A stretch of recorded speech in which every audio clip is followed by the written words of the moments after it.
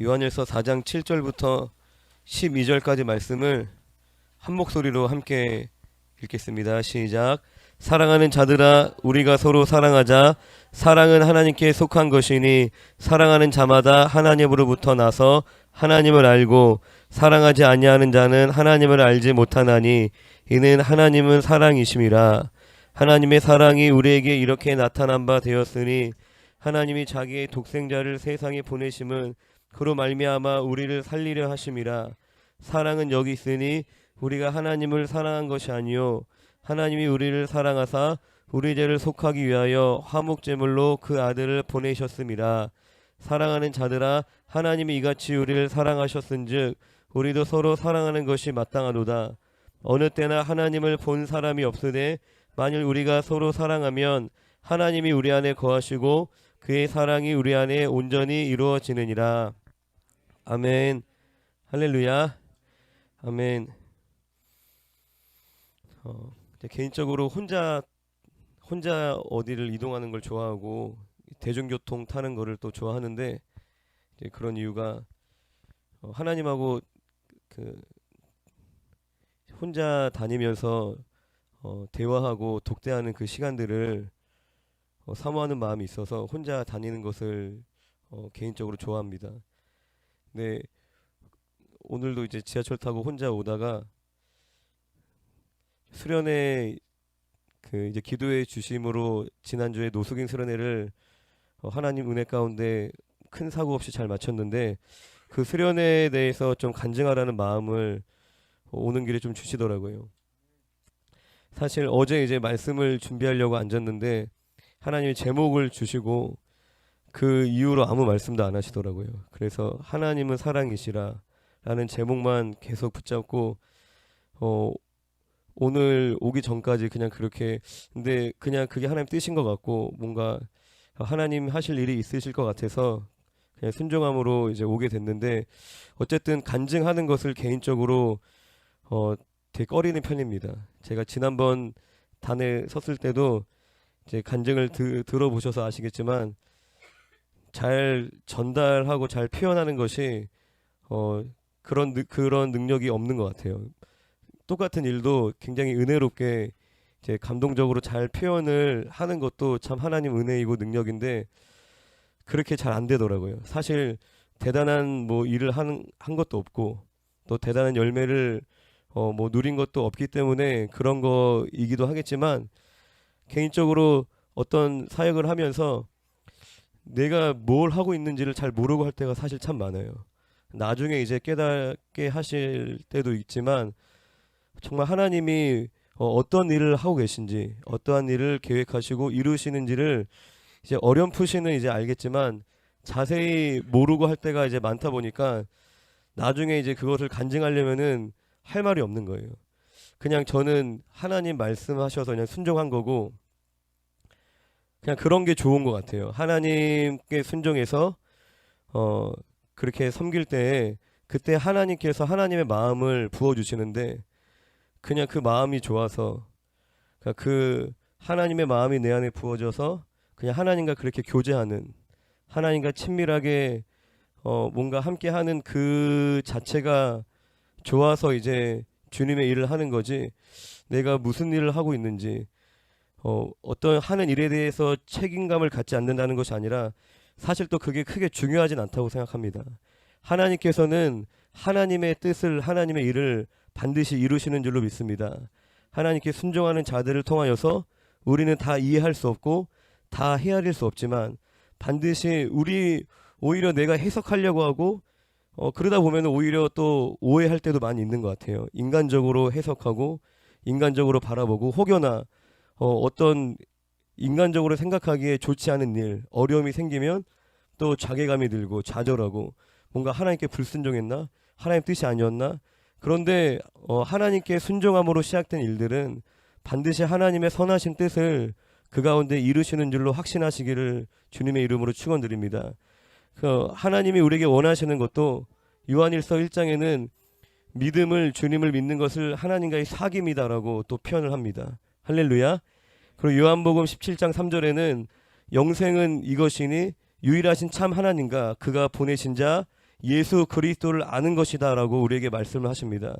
하나님이 우리에게 주신 영생, 그것은 하나님을 아는 것, 지적인 알미 아니라 그분과 친밀히 교제하고 본질적으로 부부가 서로 동침하여 서로를 알듯이 그렇게 하나님을 인격적으로 아는 그 알미 그 자체가 어느 것에 우리가 어느 공간에 가는 것이 영생이 아니라 내가 지금 주님과 함께 교제하고 주님과 동행하고 주님과 사랑하는 그것이 우리에게 어떤 일부가 아니라 우리의 전부이고 그것이 우리의 가장 큰 능력인 줄로 믿습니다. 그렇게 주님과 교제하는 것이 좋기 때문에 주님의 마음이 너무나 소중하기 때문에 그냥 그것을 따라가다 보니까 어느 순간에 선교도 하는 거고 그것을 따라가다 보니까 어느 순간에 노숙인 분들도 섬기는 거고 그렇게 되는 것 같아요. 내가 무엇을 계획하고 무엇을 하고자 꿈꾸는 것이 아니라 그냥 주님과 사귀고 싶어서 하나님과 함께하는 것이 행복하기 때문에 그냥 따라가는 거죠. 저희가 뭐 새벽 예배까지는 아니고 아침 기도회를 하는데 아침 기도회 때 제가 나올 때마다 단 한 번도 빠지지 않는 한 사람이 있는데 바로 저의 첫째 아들이에요. 그 아이가 물론 와서 예배드리진 않습니다. 그 문에 들어오자마자 그냥 쓰러져서 자는데 근데도 저녁에 자기 전에 항상 얘기해요. 아빠 이제 그 아들은 새벽 예배라고 그래요. 새벽 예배 나갈 때 자기 꼭 깨워줘. 저는 이제 푹 잤으면 좋겠고 데리고 다니는 것도 이제 귀찮으니까 그냥 몰래 나갔다 오면은 갔다 와서 그렇게 원망을 해요. 왜 막 울면서 왜 자기 안 깨웠냐고 왜 안 데려갔냐고.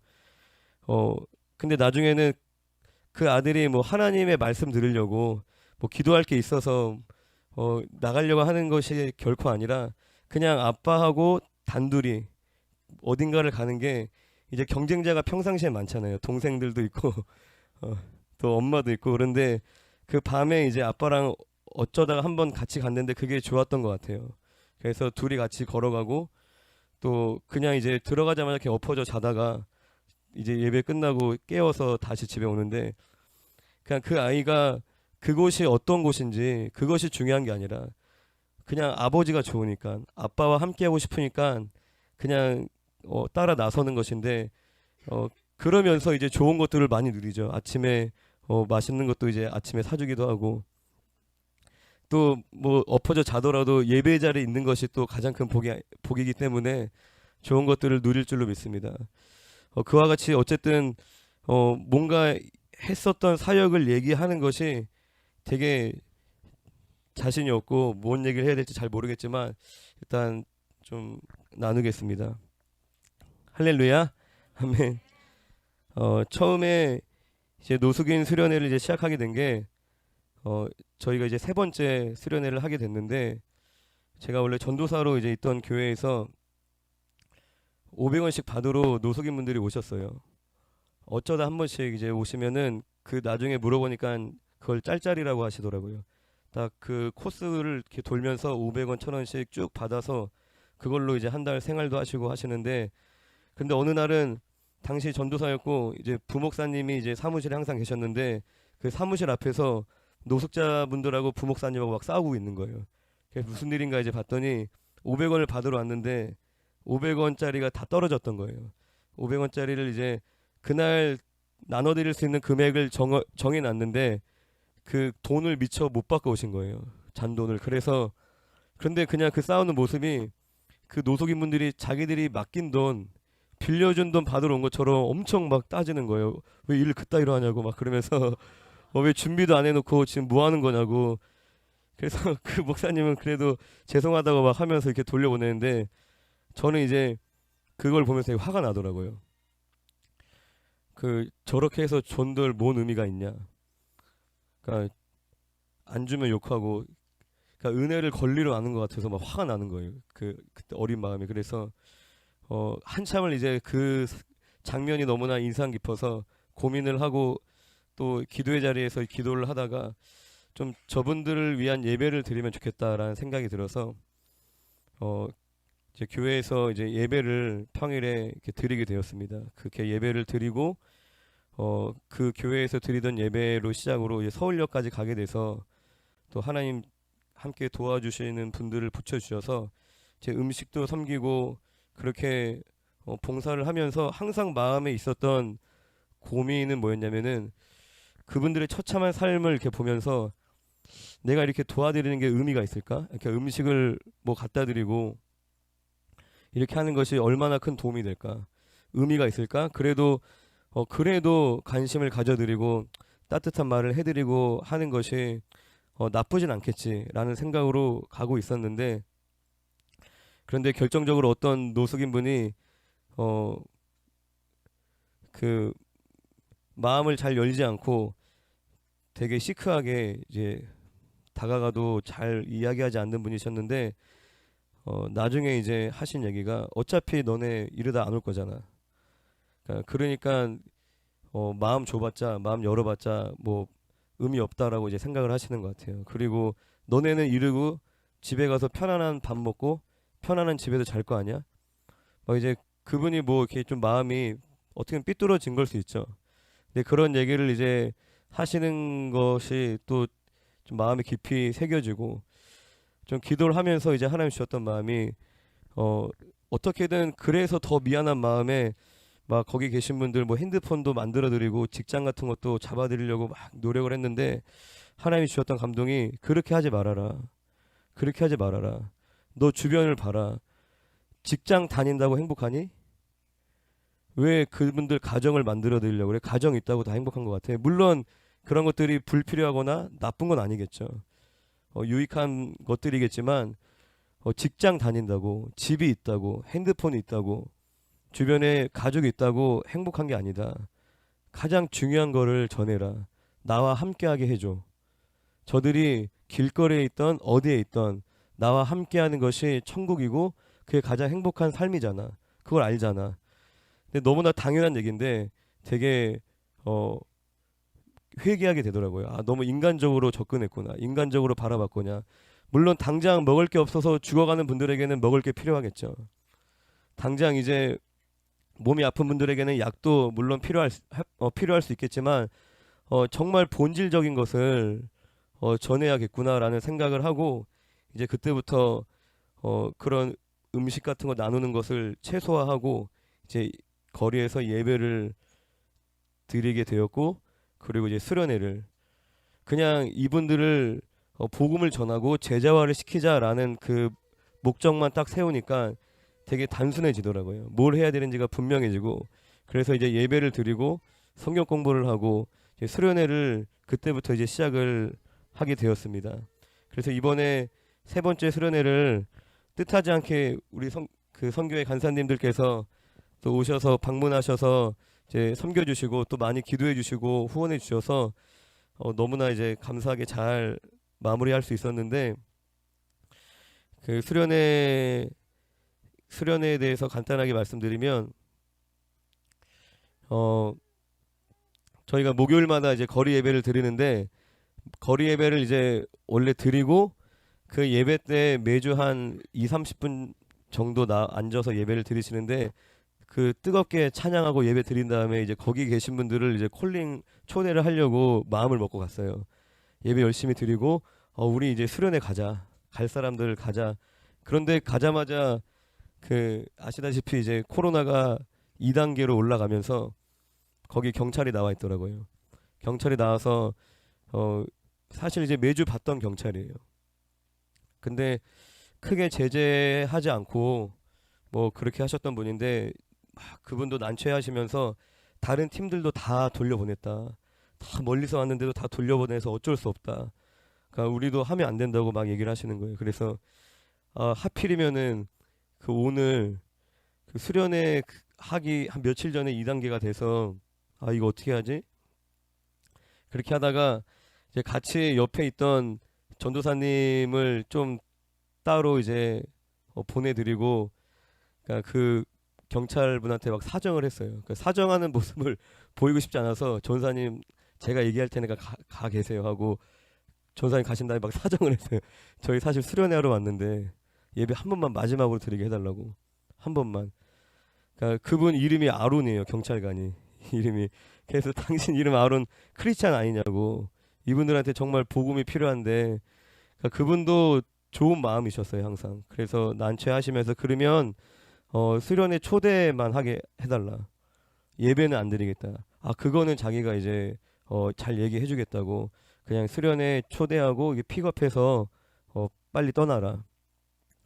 그렇게 해서 이제 어, 총 8분을 이제 모시고 떠나게 됐는데 아 7분 한 분은 이제 다른 데서 오셨는데 근데 뒤돌아보면 사실 이제 예배 자리에 없던 분들 또 모시고 가게 된 것 같아요.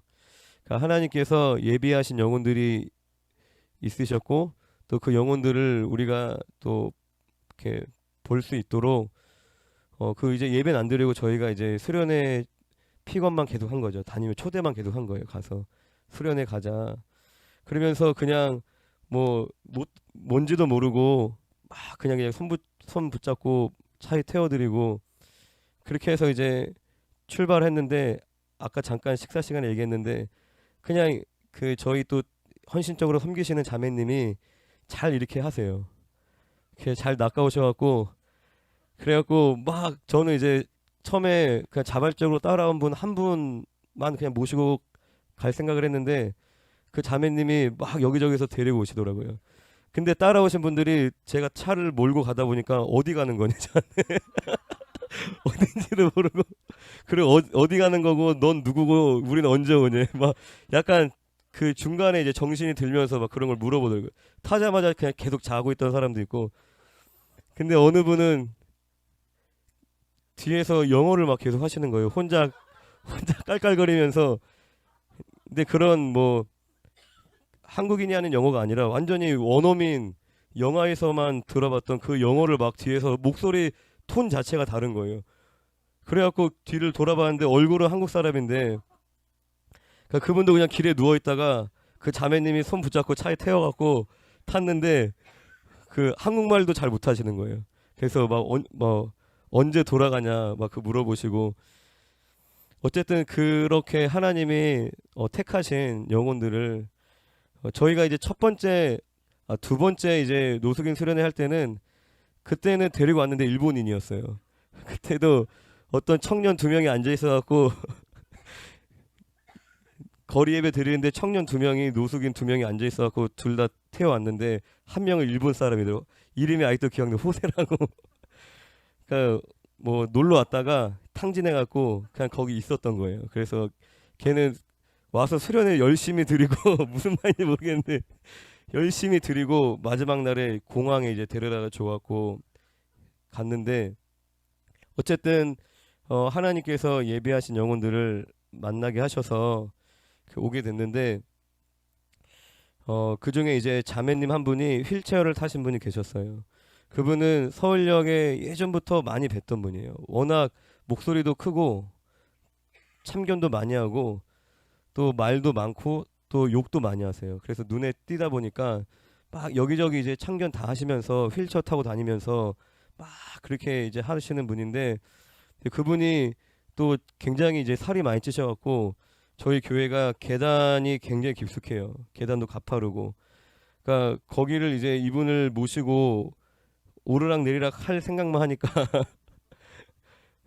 아찔한데 어쨌든 그분이 이제 아니나 다를까 이제 내려가셔도 뭐 예배에 대한 관심보다는 그냥 이제 사람들하고 막 장난치고 욕하고 사람들이 자기 이제 비유 맞춰주고 섬겨주고 그걸 그냥 즐기려고 오신 거예요. 그래서 목회하다가 자기는 내일 갈 거야 막 그렇게 얘기를 하시는데 그 다음 날에 아침에 저희 이제 교회 근처에 청년들 자는 방 하나를 이제 비워서 자매님들 숙소로 했는데 그 자매님을 이제 휠체어 타고 계시니까 모셔다 드리려고 아침에 집에 찾아갔는데 같이 주무셨던 할머니 한 분이 계시는데 막 기겁을 하면서 나오시는 거예요. 목사님 잘 오셨다고. 그러니까 저 여자가 밤새 욕을 했다는 거예요. 근데 제가 아침에 갔을 때는 되게 밝은 표정으로 계셨어요. 그 휠체어 타신 분이 또 왔어 하면서 근데 밤새 그렇게 제 욕을 했다는 거예요. 막 입에 담을 수 없는 근데 왜 욕했냐니까 기억이 안 난대요 본인은. 그래서 진짜 이거는 영적 싸움이구나. 그러니까 그분들이 하신 얘기도 멀쩡하던 사람도 서울역에 한 몇 개월 있다 보면은 다 미친 사람처럼 된다는 거예요. 그래서 이 자매를 위해서 더 기도하고 더 예배에 적극 참여시켜야겠다. 어쨌든 그 자매가 이제 예배를 드리면서 또 마음이 열리고 또 말씀을 경청하고 하면서 마지막 날에는 어 저희가 이제 교회 예배실 들어올 때 턱이 있어서 또 문도 좁아서 휠체어를 그 문 앞에 세워놓고 계속 눈은 마주쳐지니까 예배를 드렸었는데, 나중에는 자기도 들어오게 해달라고 그래서 마지막 날에는 이제 들어와서 같이 이제 예배도 드리고 어 그렇게 마음이 많이 열리게 돼서 참 감사했고, 저희가 이제 다 마칠 때쯤에 뭐 되게 하고 싶은 얘기 많이 있는데 또 거기 맨 앞에 앉아있던 형제님이 한 분 계세요. 이철호 형제님이란 분이 계신데, 되게 처음 봤을 때부터 그 수련회 가실 분 했는데 그 자원했던 분이 딱 두 명이었어요. 그 이철호 형제님하고 그 휠체어 타신 자매님. 근데 그 철호 형제님은 정말 하나님 은혜를 사모하고 말은 잘 못 알아듣겠어요. 가까이 들으면은 좀 알아듣겠는데 조금 지적 장애가 있으신 것 같기도 하면서 아닌 것 같기도 하고 약간 그런 느낌이셨는데, 예배를 맨 앞에 앉으셔서 너무 사모하시더라고요. 계속 꾸벅꾸벅 조시는데 중간중간에 이제 깰 때마다 뭘 질문하면 대답을 잘 하시고 막 눈물을 흘리시면서 말씀을 들으시는 거예요. 그러다가 또 꾸벅꾸벅 조시고, 그 형제님하고 또 같이 친하게 또 한 형제님이 이제 머리가 벗겨지고 그분은 아예 말도 어려우시고 거동도 손이 이렇게 이렇게 속으로 말려 있는 그런 장애가 있으신 분이었는데, 그분은 아예 소리만 내고 정확한 말을 못 하셨던 것 같아요. 근데 이 철호 형제님이 옆에서 그분 의사를 다 전달을 해주시는 거예요. 다 해석을 해주시는 거예요. 그러니까 옆에서 서로 막 그렇게 사랑하고 섬기는 모습이, 그냥 그 두 분을 보면서 아, 우리가 뭔가를 이제 가르쳐주고 섬기는 것이 아니라, 그러니까 항상 뭐 느끼는 거지만 정말 이분들 모습을 통해서 정말 하나님의 사랑이 놀랍고 천국이 실제이고, 그분들이 노숙인이지만 너무나 이제 해맑게 또 그렇게 서로 사랑하면서 지내시는 모습을 보면서 또 개인적으로 참 은혜가 되었고, 마지막 날에 이제 참여하셨던 분들 간증을 들으려고 하다가 그냥 전체 같이 나눔을 했어요.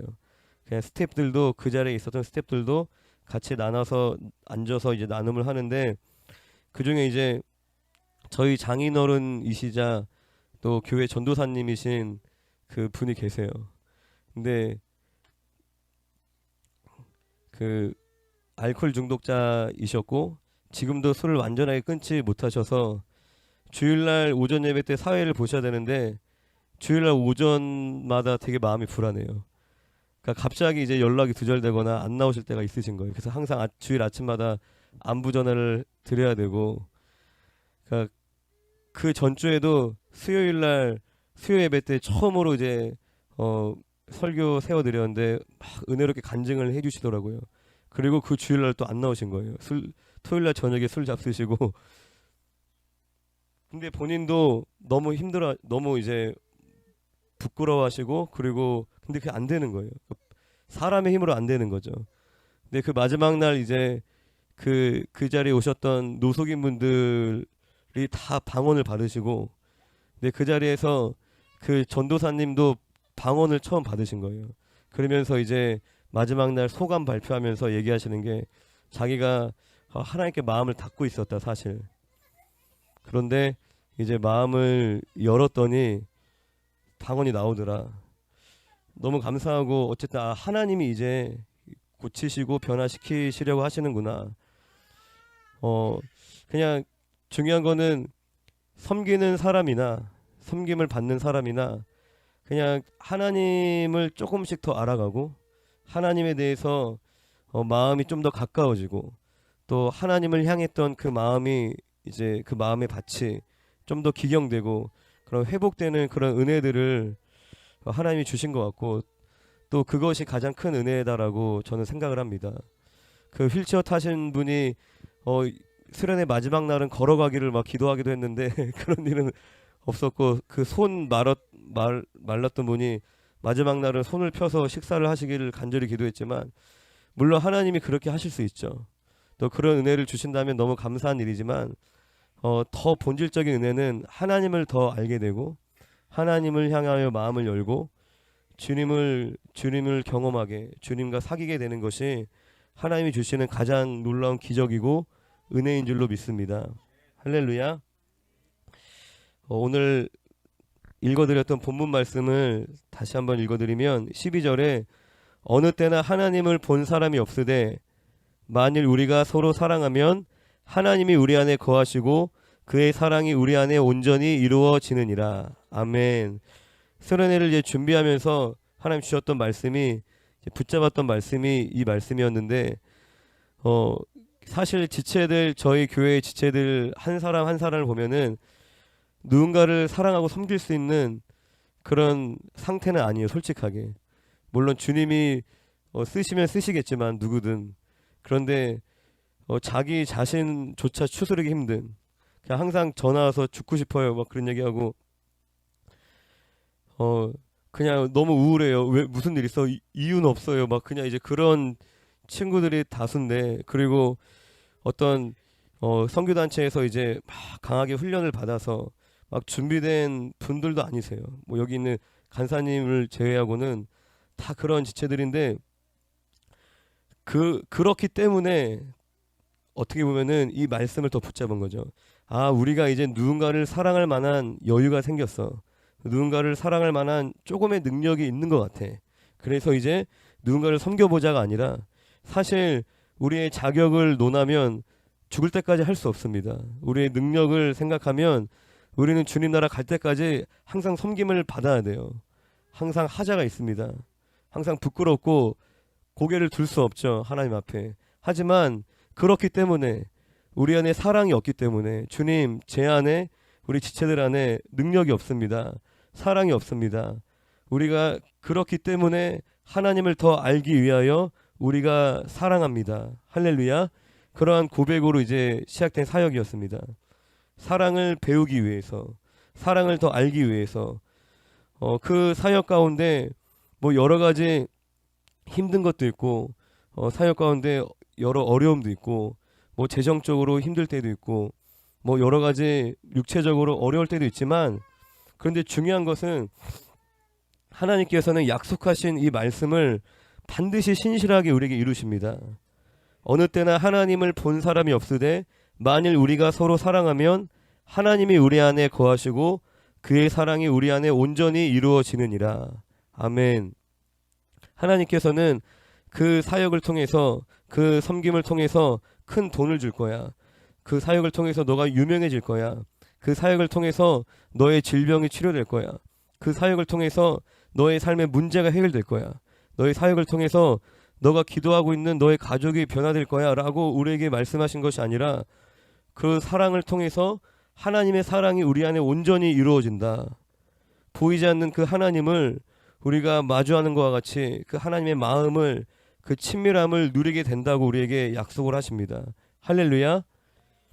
그것은 하나님이 반드시 이루십니다. 우리가 그것을 보지 않고 그 외의 것들을 보면은 시험에 드는 거예요. 사역했는데 왜 마음이 이렇게 막 힘들지? 사역했는데 더 뭔가 뭐 어려워진 것 같아. 그런 여러 환경들이나 다른 요소들을 생각하면 시험에 들 수밖에 없습니다.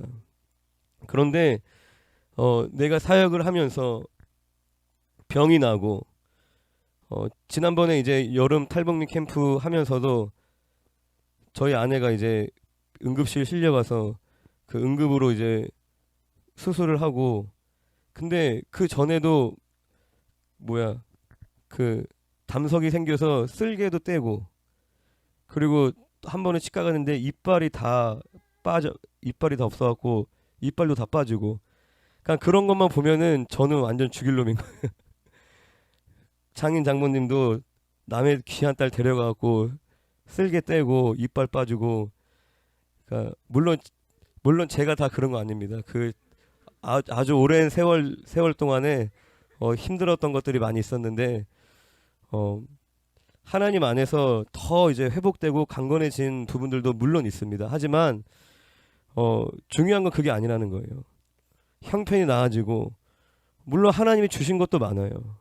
그렇다고 해서 막 그 남부럽지 않게 자랑할 만한 그렇지 않습니다. 전혀 그렇지 않고 오히려 여전히 부모님께 걱정을 끼쳐드리고 너네 뭐 먹고 사냐? 뭐 전화 와서 하신 얘기가 뭐 먹고 사니? 뭘 먹긴 밥을 밥을 먹고 살려는데 그게 아닌 거죠. 어떤 음식을 먹느냐가 아니라 일도 안 하고 돈도 안 버는데 어떻게 사냐? 그걸 물어보시는 건데 부모님께 이제 뭐 변변히 이제 용돈도 잘 못 드리고 하지만 물론 이제 그러한 부분들도 해드릴 수 있다면 물론 좋겠죠. 하지만 노숙인 분들을 향해서도 마찬가지로 그 돈을 드린들, 집을 해드린들, 직장을 얻어드린들 그 인생이 그 영혼이 해결되는 게 아니기 때문에 그 영생을 얻는 것 이빨은 빠지고 쓸개는 떨어졌지만 아내는 행복해합니다. 할렐루야. 진짜예요. 예, 진짜예요. 어 그러기 때문에 더 감사하고 더 두렵지 않은 거죠. 어차피 썩어 없어질 것인데 그렇다고 썩어 없어질 것이니까 관리도 안 하고 그냥 일부러 썩히는 그건 아니겠지만 우리가 주님 나라 위해서 우리가 하나님 위해서 드려지는 그 삶이 우리에게 결코 헛되지 않고 하나님이 세상이 줄 수 없는 것, 세상 사람들이 결코 경험할 수 없는 것, 세상 그 모든 것과도 바꿀 수 없는 것으로 우리에게 갚아주시는 줄로 믿습니다. 그런데 이 사랑은 서로 사랑하면 하나님이 우리 안에 거하시고 하나님의 사랑이 우리 안에 온전히 이루어진다라고 약속하셨는데 이 서로 사랑은 요한복음 13장 34절의 말씀처럼 새 계명을 주노니 서로 사랑이라. 그런데 조건이 내가 너희를 사랑한 것처럼 너희도 서로 사랑해라. 그러니까 우리가 서로 사랑할 때 하나님의 사랑이 우리 안에 온전히 이루어지는데 그 사랑이라는 것은 우리가 생각하는 인간적인 그 사랑이 아닌 거죠. 아가페 하나님의 그 완전한 사랑을 말씀하시는 것입니다. 내가 사랑할 수 있는 사람, 내 마음에 드는 사람, 나에게 잘해주는 사람, 내 가족, 친척, 내가 마땅히 잘 보여야 되는 사람, 나에게 어떤 도움을 주는 사람을 사랑하는 것은 이방인도 세리도 할 수 있다고 예수님이 우리에게 말씀하십니다. 그런데 주님 우리에게 요구하시는 그 사랑은 예수님이 우리를 사랑한 것처럼 요한일서 4장 10절의 말씀처럼 사랑은 여기 있으니 우리가 하나님을 사랑한 것이 아니요 하나님이 우리를 사랑하사 우리의 죄를 속하기 위하여 화목제물로 그 아들을 보내셨음이라. 할렐루야. 아멘. 하나님의 사랑의 확증, 그 예수 그리스도의 그 십자가 사랑, 그 사랑으로 우리가 사랑할 때 하나님의 사랑이 우리 안에 온전히 이루어지는 줄로 믿습니다. 예수님께서 마태복음 5장에 말씀하신 것처럼 나를 박해하는 자를 위하여서 기도하고 내 원수를 사랑할 수 있는 그런 사랑인 것입니다. 할렐루야. 도저히 내 인격으로 할 수 없는 나에게 해를 입히고 내 자존심을 상하게 하고 내 체면을 구기고 나를 미워하는 그 사람을 위해서 기도하고 사랑하는 것, 그 십자가의 그 사랑은 우리를 용서하신 사랑인 줄로 믿습니다. 내가 기분 좋을 때 내가 뭔가 마음이 넉넉해서 하나 더 주는 것도 물론 너무나 귀한 일인 거죠. 그조차도 귀한 일이지만 그보다 더 본질적인 사랑은 우리가 죄인을 품는 것입니다.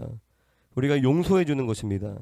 나를 불편하게 하고 우리는 심지어 불편함을 경험하지 않으려고 아예 담을 쌓아버리잖아요. 그냥 관계를 아예 단절해버리고 나랑 맞지 않고 뭔가 나를 불편하게 하는 사람은 그냥 잘라버리잖아요. 어쩔 수 없이 한 공간에 있어야 돼. 그런 마음 닫고 그냥 서비스맨처럼 그냥 앞에서만 이렇게 웃고 전혀 친밀하지 않고 마음을 열지 않고 관심 없고 마음으로 미워하고 무시하고 무관심하게 그렇게 외식하며 살아갈 때가 참 많이 있습니다.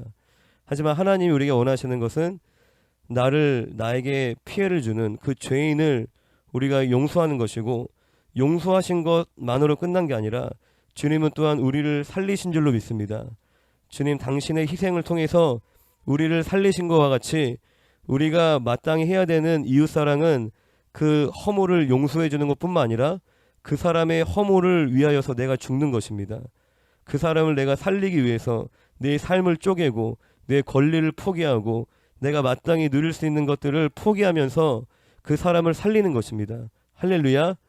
우리가 그러한 사랑 가운데 나아갈 때 하나님의 사랑이 우리 안에 온전히, 할렐루야, 우리가 지식으로만 이해하고 있었던, 우리가 교리적으로만 알고 있었던 그 하나님의 사랑이 내게 실제가 되는, 하나님과 친밀함을 누리는 은혜를 우리에게 주시는 줄로 믿습니다.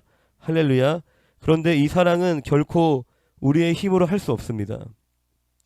예수님이 율법사에게 말씀하신 가장 큰 두 가지 계명이 하나님을 사랑하고 첫째는, 둘째도 이와 같으니 내 이웃을 내 몸과 같이 사랑하라라고 우리에게 말씀해 주셨습니다.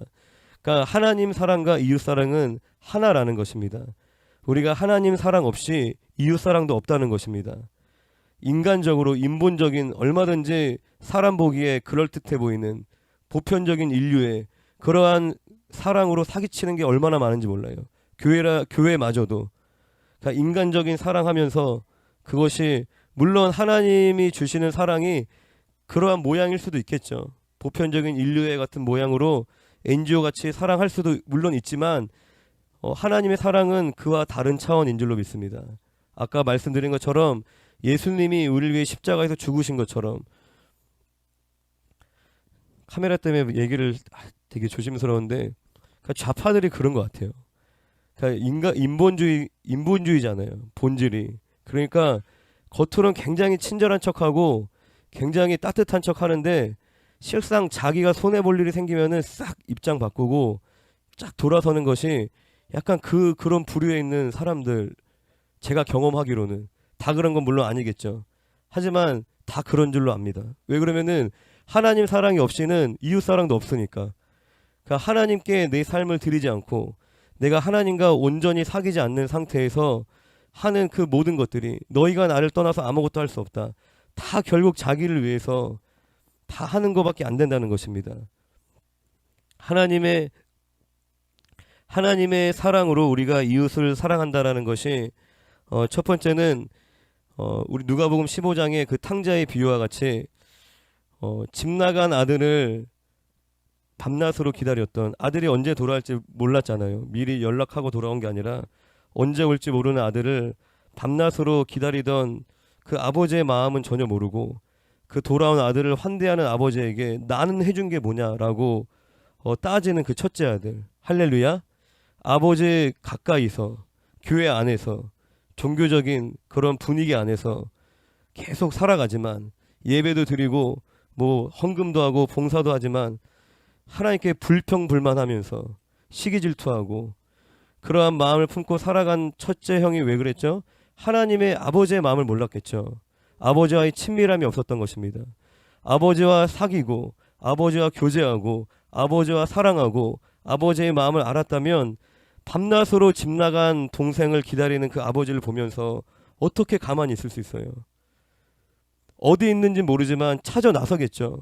어디 있는지 모르지만 아버지가 저렇게 저 노인이 문 앞에 앉아서 밤낮으로 잠도 못 주무시고 기다리는데 어떻게 발 뻗고 잘 수 있어요?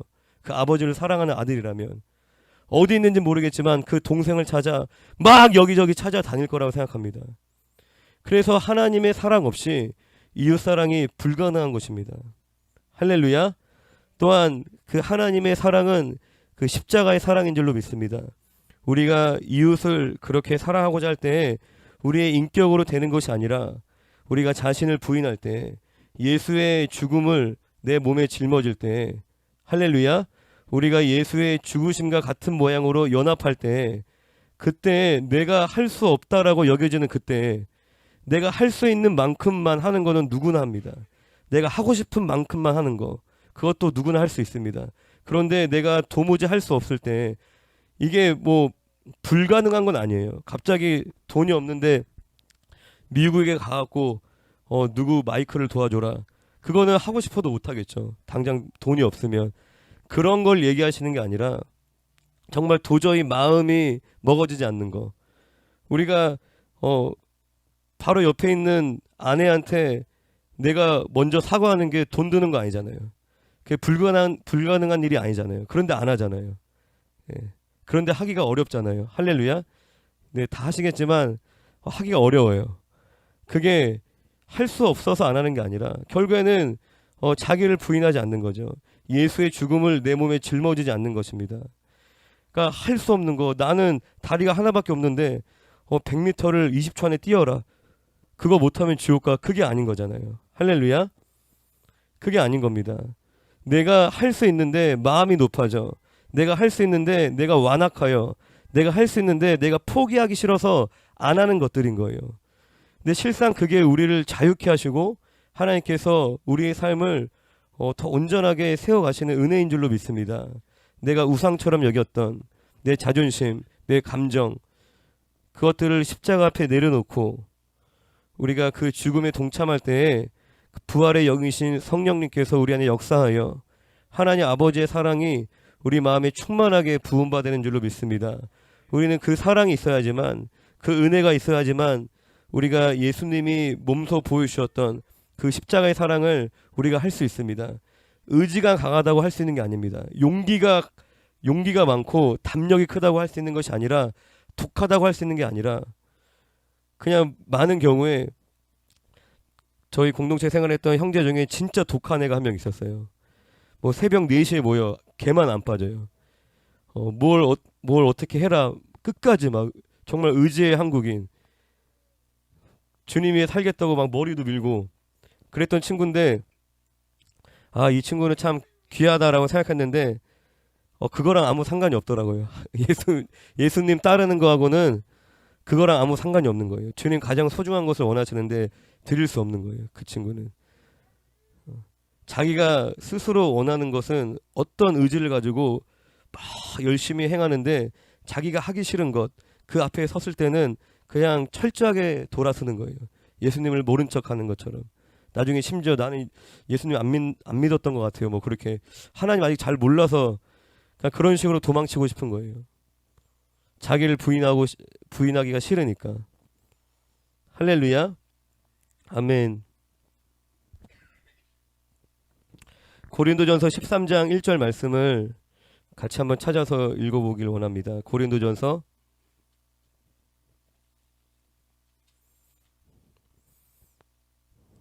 너무나 잘 아시는 사랑장이라고 불리는 고린도전서 13장 1절부터 3절까지 말씀을 함께 읽어보겠습니다.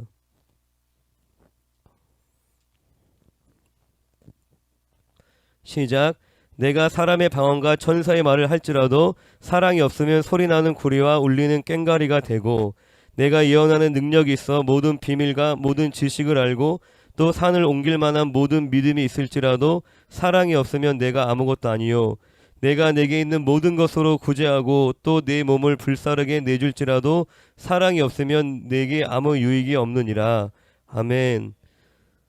또한 8절에는 사랑은 언제까지나 떨어지지 아니하되 예언도 패하고 방언도 그치고 지식도 패하리라. 또 믿음, 소망, 사랑, 이 세 가지는 항상 있을 것인데 그 중에 제일은 사랑이라 라고 우리에게 말씀하십니다. 할렐루야. 사랑이 가장 큰 능력이고 마지막까지 없어지지 않을 것이 사랑인 줄로 믿습니다.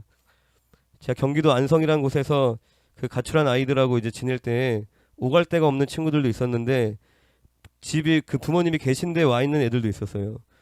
부모님이 뭐 못 사시는 것도 아니고 잘 사시는데도 그냥 와 있는 친구들도 있었는데, 이제 하루는 예배 드리다가 이제 그 친구들한테 너는 왜 여기 와 있냐, 그 당시 이제 먹을 게 없어갖고 막 되게 배고프게 지내고 있었는데 라면을 사서 끓여 먹고 그 스프를 한두 개 빼놨다가 그 다음날은 국물에 스프만 끓여갖고 국으로 먹고 막 이제 그렇게 지내고 있었는데, 그 여기 불편하고 먹을 것도 없는데 왜 여기 와 있냐 했더니 그 친구가 이제 하는 얘기가 자기 집엔 사랑이 없어서 가기 싫다는 거예요. 근데 여기는 이제 하나님 사랑이 있겠죠. 하나님 사랑이 있고 또 서로가 이제 먹을 게 없어도 같이 이제 화목하게 행복하게 있는 게 좋다는 거예요. 그러니까 그 이야기를 들으면서 정말 마지막 때에 환란이 오고 기근이 오고 박해가 와도 그걸 의지로 버티는 것이 아니라, 내가 용기로 뚫고 가는 것이 아니라 정말 사랑이 있는 자들만이 남아 있겠구나. 하나님을 정말 사랑하는 자들, 할렐루야. 그러한 자들만이 그 마지막 때를 감당할 능력이 있는 자들인 줄로 믿습니다. 이 고린도 교회는 다양한 출신 성문이 모여있던 교회였습니다. 다 아시다시피 이제 항구 도시에 있던 교회였기 때문에 많은 사람들이 오고 갔고, 그래서 교회 안에 가장 큰 문제는 하나됨에 대한 문제였습니다. 뭐 나는 바울파, 뭐 게바파, 아볼로파, 그리스도파, 그리고 자신의 지혜를 자랑하고 자신의 믿음을 자랑하며 막 서로 하나 되지 못하는 그런 어려움을 겪었는데, 뭐 비단 고린도 교회뿐만 아니라 뭐 모든 교회가 다 그러겠죠. 우리가 하나 되는 것이 결코 쉬운 일이 아니겠죠. 할렐루야. 그러한 그들에게 바울은 믿음, 소망, 사랑 이 세 가지는 항상 있을 것인데 그 중에 제일은 사랑이라 라고 선포하는 줄로 믿습니다. 우리가 하나 되는 그 힘은 열심히 같이 밥을 먹고 취미생활 같이 한다고 하나 되는 것이 아니라, 내가 지적 수준이 같고 생활 수준 같은 인간들끼리 모여있다고 하나 되는 것이 아니라, 그리스도의 사랑으로 서로가 사랑할 때, 그럴 때만 우리가 하나님 기뻐하시는 온전한 하나됨을 누리게 되는 줄로 믿습니다. 할렐루야. 마귀는 어떻게든 하나됨을 깨트리려 하고, 그리고 성도가 그 모든 것을 다 할 수 있도록 허용하더라도 한 가지, 사랑만은 못하게 마귀가 방해하는 줄로 믿습니다. 성도가 방언을 말하고 천사의 말을 할지라도 사랑은 못하게 하려고 합니다. 예언하는 능력을 가지고 모든 비밀과 모든 지식을 알고 산을 옮길 만한 모든 믿음이 있을지라도 사랑 하나가 없으면은 모든 게 없는 거죠. 할렐루야. 또 내게 있는 모든 것으로 구제하고 내 몸을 불살하게 내줄지라도 사랑을 못하게 하는 것이 마귀의 일인 줄로 믿습니다. 우리가 교회에서 사역도 하고 봉사도 하고 신학적인 지식도 많이 쌓을 수 있고, 할렐루야. 그리고 교회도 많이 세울 수 있지만, 물론 그게 다 하나님 은혜이고 주님을 사랑함으로 하는 일이지만, 그럼에도 불구하고 우리가 사랑하지 않을 수도 있습니다. 내가 하나님을 사랑하지 않는 가운데 열심히 저는 그랬던 것 같아요. 그랬던 적이 참 많이 있었던 것 같아요. 여기 딱 말씀 나와 있는 것처럼 내게 있는 모든 것으로 구제하고 내 몸을 불살하게 내줄지라도 그럼에도 불구하고 사랑이 없을 수 있구나. 할렐루야. 날마다 경험합니다. 어떠한 형태의 삶을 살던 그 자체로서 이 사람이 대단하다, 귀하다, 사랑이 있다 없다라고 우리는 말할 수 없습니다. 정말 신령한 능력을 행할지라도, 엄청난 구제를 한다 할지라도 우리가 사랑 없이 하게끔 호시탐탐 우리를 공격하는 것이 마귀가 하는 일인 줄로 믿습니다. 마귀가 우리를 공격하는 그 방법이 뭐 많이 있겠지만, 요한일서 2장 15절에 말씀을 읽어드리면, 이 세상이나 세상에 있는 것들을 사랑하지 말라. 누구든지 세상을 사랑하면 아버지의 사랑이 그 안에 있지 아니하니. 할렐루야. 마귀는 본문의 말씀처럼 우리가 세상을 사랑하면 아버지의 사랑이 그 안에 있지 아니한다라고 정확하게 말씀을 하십니다. 할렐루야.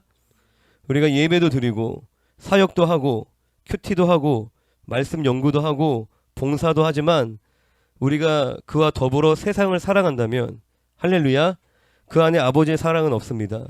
세상과 벗하는 자는 하나님과 원수가 된다고 우리에게 분명히 말씀을 하셨습니다. 우리가 세상 풍조를 따르고 세상이 주는 즐거움과 만족으로 하나님의 사랑으로 채워야 될 내 마음을 채우려고 그러고, 할렐루야. 시골에서 예전에 이제 한번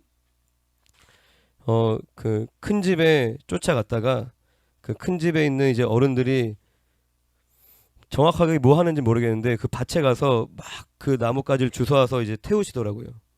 근데 그 전날에 이제 비가 와서 그런지 그 불이 잘 안 붙는 거예요. 불이 잘 안 붙는 거예요, 그 나무에. 근데 그거를 이제 옆에 보면서 그런 생각이 들더라고요. 그러니까 세상의 여러 가지 즐거움으로 나를 채운 게 저런 모습이지 않을까. 하나님이 성령의 불을 붙여주고 싶으신데, 하나님의 능력의 불을 붙여주고 싶으신데, 하나님의 사랑의 불을 붙여주고 싶으신데, 그냥 세상의 즐거움으로, 세상의 만족으로 내가 쩔어 있으니까, 축축해져 있으니까 하나님이 은혜를 주셔도, 하나님이 불씨를 던져도 불이 붙지 않는 거예요. 그래서 그거를 막 처음에는 불이 안 붙여서 계속 그냥 이렇게 막 뭘 열심히 하시더라고요. 불을 붙이려고. 그러다가 그 나무가 바짝 마르니까 그 다음부터는 불이 너무 잘 붙는 거예요. 그 불이 세지니까 그때는 이제 축축한 거를 갖다 던져도 거기도 불이 금방 붙는 거예요. 얼마 안 있다가. 할렐루야. 세상을 사랑하는 것이 이와 같다고 생각합니다. 내가 세상으로 네 마음을 만족하고, 우리가 우리의 눈가기를 빼앗는 것이 세상에 얼마나 많이 있습니까? 우리의 눈가기를, 우리의 마음을 빼앗는 것들. 물론 우리가 그렇다고 이제 세상과 분리되면 안 되겠죠. 세상을 등지고 살아가라고 말씀하시진 않았습니다. 우리가 그래서 더 어려운 것 같아요. 세상 한가운데 우리가 살아가지만 우리가 구별된, 우리가 세상의 영향을 받고 세상과 버타여 사는 것이 아니라 우리가 세상을 변화시키고 세상을 다스리는 그 삶을 살기를 주님의 이름으로 축원드립니다. 우리가 모든 일에 절제함으로, 할렐루야, 우리가 맡은 바 사명을 잘 감당하기 위해서 우리가 모든 일에 절제함으로, 특별히 우리가 세상으로부터 오는 즐거움들을 우리가 눈으로 보는 것이 곧 우리가 먹는 것입니다. 눈으로 보는 것이 곧 내 마음에 채워지는 것입니다. 내가 원하는 것을 우리는 따라가지 않습니다. 정답을 머리로 알고 있죠. 난 이런 삶을 살고 싶어. 하지만 내가 그러한 삶을 원한다고 그러한 삶을 살게 되는 것이 아닙니다. 내 안에 많이 심겨져 있는 것, 나에게 많이 영향을 준 것을 우리는 따라가게끔 되어져 있습니다. 그런데 인간의 뇌가 그렇대요. 제가 어느 강의를 들은 적이 있는데 사람의 뇌가 정답을 선택하지 않는다고 합니다. 사람의 뇌는 옳고 그름 그리고 선과 악을 구별할 수 있는 능력이 없고 많이 노출된 거, 그래서 믿음이 들음에서 난다라는 것이 진리인 거죠. 많이 익숙한 것을 뇌는 그거에 반응을 한대요. 그것을 떠올리고 그것에 우리 몸을 작동시키고, 내가 원한다고 이게 정답이라고 해서 내가 그런 길을 갈 수 있는 것이 아니라, 우리가 마지막 때에 무슨 일이 일어나고 뭐가 어디가 맞고 좋고 그거를 알아도 그 길로 갈 수 있는 능력이 없다는 것입니다. 알면서 그냥 배신하는 거예요. 이게 아닌 거 알면서 따라가는 것입니다. 할렐루야. 믿음이 없기 때문에, 갈 수 있는 능력이 없기 때문에, 우리가 세상을 사랑할 때 세상의 여러 가지 메시지, 그런 세계관으로 끊임없이 그런 게 얼마나 많이 있어요. 꼭 핸드폰, TV, 미디어뿐만이 아니라 사람도 마찬가지입니다. 우리에게 메시지를 주는 모든 통로가 다 미디어입니다. 믿지 않는 사람의 말을 계속 들으면은 그 사람의 세계관이 우리에게 심기는 겁니다. 아, 이게 행복한 거야? 뭐 이런 게 있어야 돼. 뭐 이런 거 뭐 먹고 살아야지. 막 그런 인본주의적인 세상적인 세속적인 얘기들을 계속 듣고 있으면은 그러한 영이 우리 안에 심겨지고, 내가 너에게 이른 이 말이 영이고 생명이라. 할렐루야. 말은 곧 영입니다. 그 말을 들으면 그 말에 우리가 따라갈 수밖에 없는 겁니다. 이끌리고.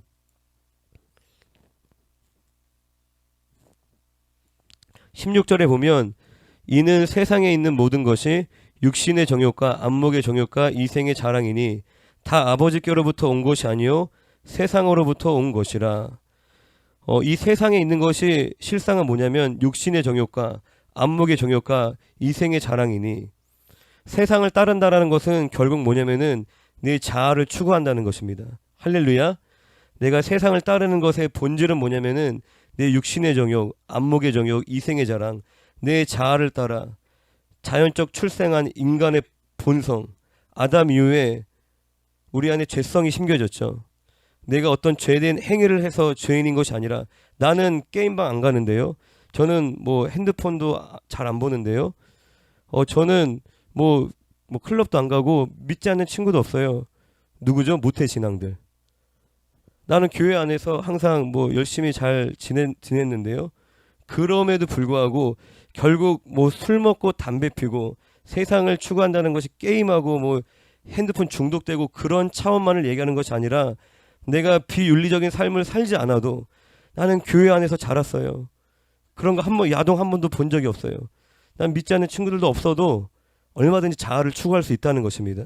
예배 가운데, 사역 가운데 자기가 주인되어, 자기가 중심되어 나의 만족을 위해, 나의 즐거움을 위해, 내가 잘되기 위해, 내가 복받기 위해, 내가 드러나기 위해, 내가 인정받기 위해, 내가 내 자아를 실현시키기 위해 완전 중독돼서 그렇게 미쳐 살아간다는 것입니다.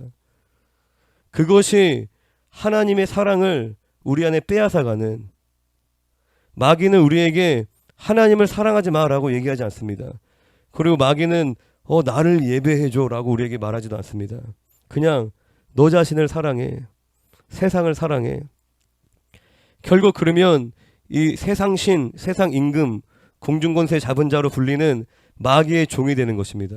우리가 세상을 사랑하고 세상을 따를 때 그것은 곧 어떤 형태의 죄악뿐만 아니라 우리가 본질적으로 내 자아를 따라 내 감정과 내 아집과 내 생각과 내 판단과 내 계획과 내가 근본적인 회개를 하지 않고, 할렐루야, 내가 나무는 그대로인데 나무 열매만 쳐낸다고 해서 그 나무가 바뀌는 것이 아닙니다.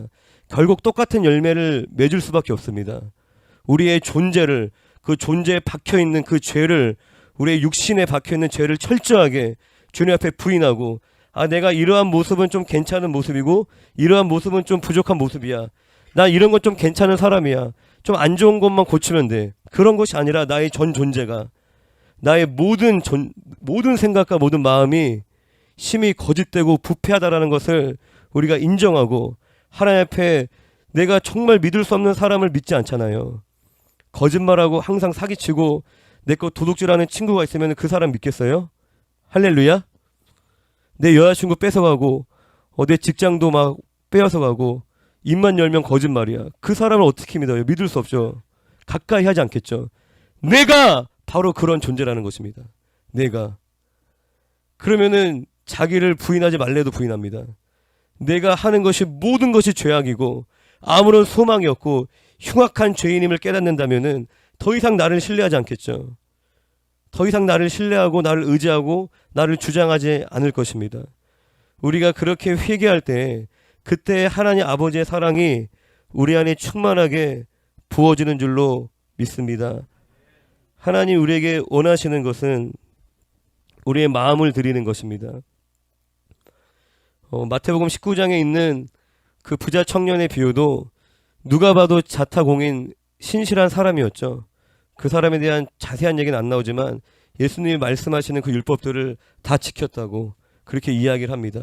그리고 어떤 선한 일을 해야지만 영생을 얻습니까? 뭔가 진지한 생각도 하는 거예요. 누가 봐도 자타공인, 성실한 사람이었을 것 같아요. 그런데도 예수님은 그 사람이 매뉴얼을 잘 지키는 것으로 기뻐하시는 것이 아니라 그가 가장 사랑하는 것을 원합니다. 너의 재물을, 너의 소유를. 그 사람의 마음이 그 소유에 담겨져 있었던 거였겠죠. 너의 재물이 있는 곳에 너의 마음도 있다. 할렐루야. 그것이 내 자녀이든, 그것이 내가 바라는 삶의 모습이든, 내가 원하는 사역이든, 그것이 내 자존심이든 세상의 즐거움이든 내 마음이 담겨져 있는 그것, 하나님은 그것을 원하십니다. 왜요?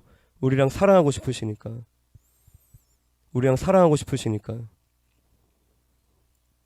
아내가 있는데 열심히 밥 해준다고 물론 좋죠, 맛있는 밥 먹으면. 근데 그거는 아내가 아니라도 할 수 있어요. 가정부가 와서도 할 수 있습니다. 빨래 잘해주고 뭐 아내가 이쁘고 뭐 다 좋을 것 같아요. 그런데 그럼에도 불구하고 마음을 주지 않아. 마음을 주지 않아. 못생긴 거는 용서해도, 밥 못하는 거는 용서해도 내 아내가 딴 남자를 사랑하는 거 용서할 수 있어요? 용서할 수 있나요? 당연한 얘기를 하고 있는 거죠. 너무 상식적인 얘기를 하고 있는 거죠. 하나님 율법을 주신 그 목적이 하나님을 사랑하고 이웃을 사랑하라고 우리에게 말씀하신 것인데, 열심히 내가 종교적인 행위를 하고 열심히 말씀을 따라 매뉴얼을 따라 살고 있지만 하나님이 우리에게 보시는 것은 우리의 중심인 줄로 믿습니다. 정말 내가 하나님을 사랑하고 있는지, 내가 정말 하나님께 내 모든 것을 드렸는지, 그분이 나에게 그렇게 하신 것과 같이. 그것이 아니라면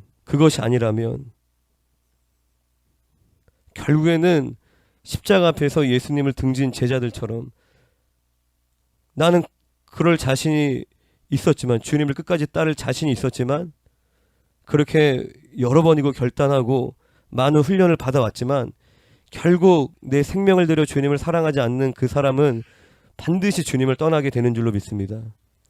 신부된 교회, 신부된 성도에게 예수님이 원하시는 것은 순결함인 줄로 믿습니다.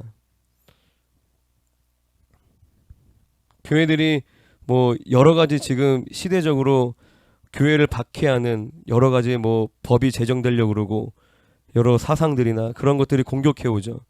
죄가 더 창궐하고 어둠이 짙어지는데 그런 것하고 싸우는 것도 물론 필요한 일이라고 생각합니다. 그런 것들을 하고 싸우는 것도 물론 필요한 일이지만 정말 하나님이 원하시는 거는, 주님은 이방인들에게 관심이 있었던 게 아니라 유대인들에게 관심이 있었습니다. 하나님의 백성들, 하나님의 선민들. 이방인들이 어떻게 죄를 짓던 어차피 얘네는 끝났어. 그것 때문에 더 아파하시고 자시고 할 게 아니라 하나님이 정말 아파하시는 것은 하나님의 백성, 하나님의 신부된 교회.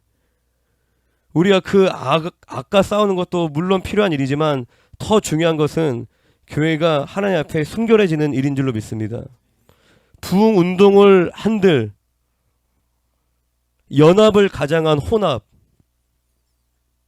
어마어마한 사람이 모인들, 회개하지 않고 하나님을 가증하게 음란하게 섬기는 행위들에 대해서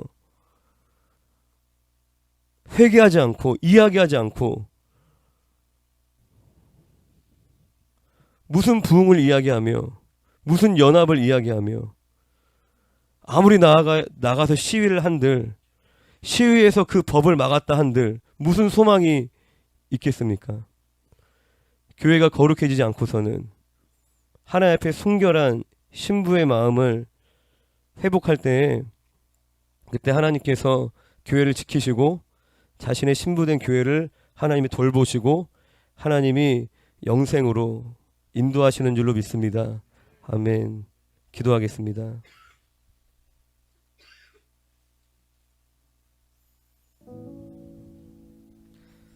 우리 합심하여 같이 기도하기 원합니다. 우리가 그 어떤 것보다 주님을 사랑하는 것을 우리가 갈망하게 하여 주시옵소서. 어린아이들은 그 어떤 것보다 부모의 사랑을 갈망합니다. 그리고 그 부모의 사랑으로 충분해합니다. 당장 눈앞에 보이지 않는 엄마를 찾아 헤매이며 울부짖는 어린아이와 같은 그런 마음이 우리 안에 있기 원합니다. 내 안에 잃어버린 주님과의 친밀함, 내 안에 잃어버린 주님을 향한 갈망함, 하나님의 사랑으로 벅차오르며 감당할 수 없는 그 기쁨들 내가 빼앗겨 버렸다면 우리가 이 시간 주님 앞에 간절한 마음으로 기도하기 원합니다. 또한 주님의 사랑을, 아버지의 사랑을 빼앗아가는 모든 우리의 세상적인 즐거움들, 세상의 일들과 또 우리의 자아를 주님 앞에 철저히 회개하고 부인하며 우리 시간 주여 한번 크게 부르고 합심하여 기도하겠습니다. 주여